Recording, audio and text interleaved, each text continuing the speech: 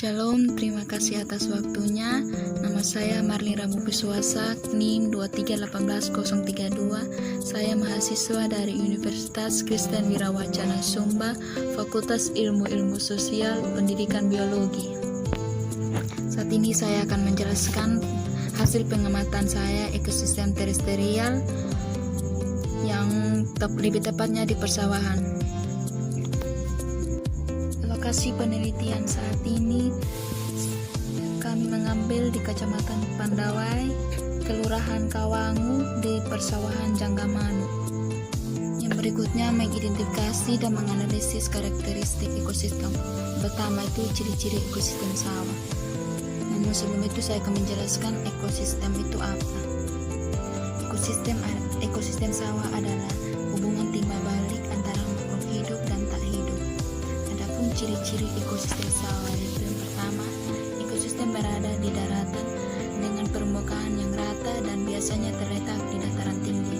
Kedua itu makhluk hidup beradaptasi dengan dataran tinggi atau pegunungan. Ketiga, tempatnya berlumpur dan juga selalu digenangi air. Keempat, biasanya ditumbuhi oleh padi. Yang berikutnya kita masuk jenis tumbuhan dan hewan yang ada pada ekosistem tersebut.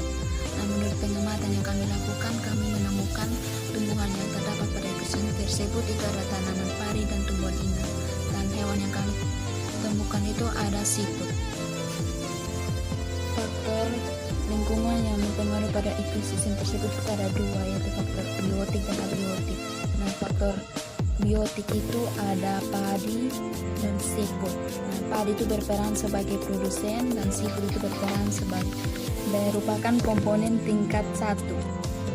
Dan faktor abiotik itu ada tanah.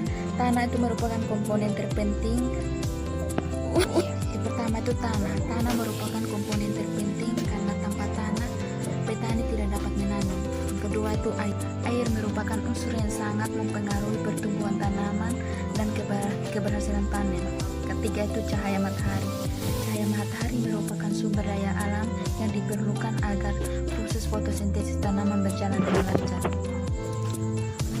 Permasalahan lingkungan di ekosistem sawah itu ada beberapa, itu pertama itu pencemaran tanah. Tanah bisa dapat tercemar apabila pengguna secara berlebihan terhadap pupuk dan bahan pestisida. Yang kedua itu hama. Dalam ekosistem sawah, masalah yang sering terjadi adalah banyaknya hama yang mengganggu atau merusak tanaman yang berfungsi sebagai produsen. Yang ketiga itu cuaca atau iklim. Cuaca yang tidak menentu akan sangat berpengaruh pada tanaman padi yang terdapat pada ekosistem sawah. Yang keempat itu pencemaran air. Air sangat mempengaruhi tumbuh kembang tanaman dan hewan yang terdapat pada ekosistem sawah.